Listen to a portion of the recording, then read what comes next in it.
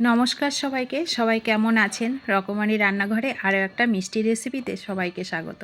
তো আজকে তৈরি করব এটা মালাই পিঠা কিংবা মালাই চপ, যেটাই বলবেন। খেতে কিন্তু দারুণ হয়, একেবারে নরম তুলতুলে মালাই পিঠাগুলো আজকে তৈরি হবে। খুবই মজার এইগুলো, মুখে দিলেই মিলিয়ে যায়। এই সুন্দর পিঠাগুলো আশা করি সবারই ভালো লাগবে। সবাই সাথে থাকুন। এই সুন্দর পিঠাগুলো বানাতে কিন্তু বেশি উপকরণ লাগে না। এখন তো মিষ্টি পুলির সিজনে চলছে, পিঠে নানান ধরনের তৈরি করা হয়। তো তার মধ্যে এই পিঠেগুলো যদি একদিন বানিয়ে খান, খুবই মজার হবে। তো তার জন্য আমি প্রথমে গ্যাসে কড়াই বসিয়ে একটু ঘি দিয়ে দিলাম। ঘি দিয়ে এটা বানাবো হচ্ছে সুজি দিয়ে। তো সুজিগুলো একটু হালকা করে, কালার করব না, হালকা করে একটু ভেজে নিয়ে এর মধ্যে লিকুইড দুধ দিয়ে দেবো। দুধটা কিন্তু একবারে দেওয়া যাবে না, অল্প অল্প করে দুধটা দিলে সুজিটা দলা ধরে যাবে না। তো বেশি দেব না, আবার একদম নরম হয়ে যাবে। দিয়ে এই যে এইগুলোকে 10 মিনিটের জন্য ঢেকে রাখবো। তাহলে শুকনো হয়ে যাবে, এরকম শুকনো ঝরঝরা হবে, আর কিন্তু নরম হয়ে যায় সুজিটা। তো এইভাবে দিয়ে আমি এইগুলোকে তুলে নিচ্ছি। আর এদিকে শিরাটা প্রথমে তৈরি করব। এগুলোকে তুলে নিয়ে রেখে একটু ঠান্ডা হওয়ার জন্য অপেক্ষা করব। আর এদিকে শিরাটা তৈরি করব। এদিকে গ্যাসে একটা পাত্রে 1 লিটার দুধ দিলাম। দুধ দিয়ে এর মধ্যে দিলাম বাতাসা, লাল বাতাসা। এই লাল বাতাসাগুলো কলকাতায় কিন্তু খুব পাওয়া যায়, এখানে আমি আসার পরে পাই না। তো এখন পেলাম, ভাবলাম এটা দিয়েই তৈরি করি। খুব ভালো লাগে লাল বাতাসাটা। খেজুরের গুড় থাকলে ওটাও দিতে পারেন। তো আমার কাছে খেজুরের গুড় ছিল না, আমি বাতাসা দিয়ে ওটা দুধটাকে জালে বসিয়ে দিলাম। এটা ভালো করে জাল হয়ে ক্ষীর হবে। আর এদিকে এই যে সুজিটা নিয়ে নিলাম, নিয়ে দলাটা ভেঙে নিয়ে ওর মধ্যে গুঁড়ো দুধ দিলাম, একটু এলাচ গুঁড়ো দিলাম, ভালো সুন্দর গন্ধ হবে। আর একটা ডিম নিয়ে ডিমের কুসুমটা দিলাম, পুরো ডিমটা দিলাম না, সাদা অংশটা রেখে শুধু কুসুমটা দিলাম। আর হচ্ছে 2 চামচ চিনির গুঁড়ো চিনিটা আমি দিলাম।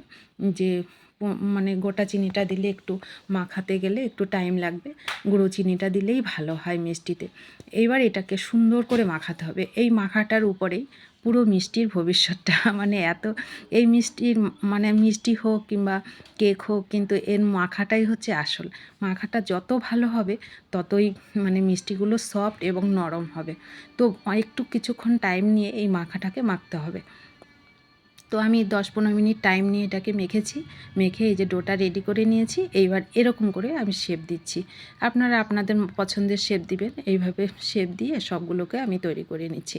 খুবই খুবই মজার হয়। তো বাড়িতে একবার অবশ্যই তৈরি করে খাবেন আর কমেন্ট করবেন কেমন লেগেছে আপনাদের। তো আমার পিঠেগুলো রেডি হয়ে গেল। এবার এদিকে দেখেন গ্যাস যে দুধটা বসিয়ে রেখেছিলাম ওটা একদম ঘন হয়ে গেছে। ওইটাকে এবার নামিয়ে নিয়ে আমি ঢেকে রাখলাম। আর এদিকে পরে তেল বসিয়ে দিলাম কড়াইতে। তেল বসিয়ে দিয়ে তেলটাকে কিন্তু একদম গরম হিটে দেবেন না, মানে যখন একটু হালকা গরম হবে তখন এইগুলোকে দিতে হবে। আর গ্যাসের ফ্লেমটাকে মিডিয়ামে রেখে কিছুক্ষণ ধরে মিষ্টিগুলোকে ভেজে নিতে হবে। তাহলে বেশ সাইড থেকে ফাটা ফাটা হয়ে যাবে, সুন্দর নরম হবে। আর শিরাতে দিলে একদম ভিজে যাবে, মানে নরম তুলতুলে হবে। তো সবগুলোকে আমি কিছুক্ষণ 10 মিনিট মতন টাইম হাতে নিয়ে গ্যাসের ফ্লেমটাকে লোতে রেখে ভালো করে ভেজে নিয়েছি। একটু লাল লাল করে ভেজেছি, দেখতে ভালো লাগে। এইবার গরম দুধের মধ্যে এইগুলো দেব। তো এই দুধের মধ্যে যখন দেব তখন কিন্তু দুধটাও গরম থাকতে হবে এবং মিষ্টিগুলোও গরম থাকতে হবে। তো ঢেকে দিয়ে 2 থেকে 3 ঘন্টা আমি এটাকে ঢেকে রেখেছি। ঢেকে এই যে নামিয়ে নিয়েছি। দেখুন একদম উপর থেকে একটু বাদাম কুচি দিয়ে দিলাম দেখার সৌন্দর্যের জন্য। তো নামিয়ে নিই। খুবই মজার, খুবই অল্প সময়ে, মানে অল্প উপকরণে বানানো যায়। অল্প সময় তো হয় না, 2-3 ঘন্টা ভিজাতে হয়, কিন্তু খেতে দারুণ লাগে, একেবারে নরম তুলতুলে হয়। তো মাখাটা যদি ভালো হয় না, খেতে দারুণ হয়। তো এই সুন্দর মিষ্টিটা বাড়িতে তৈরি করে খেয়ে কমেন্ট করবেন কেমন লেগেছে আপনাদের।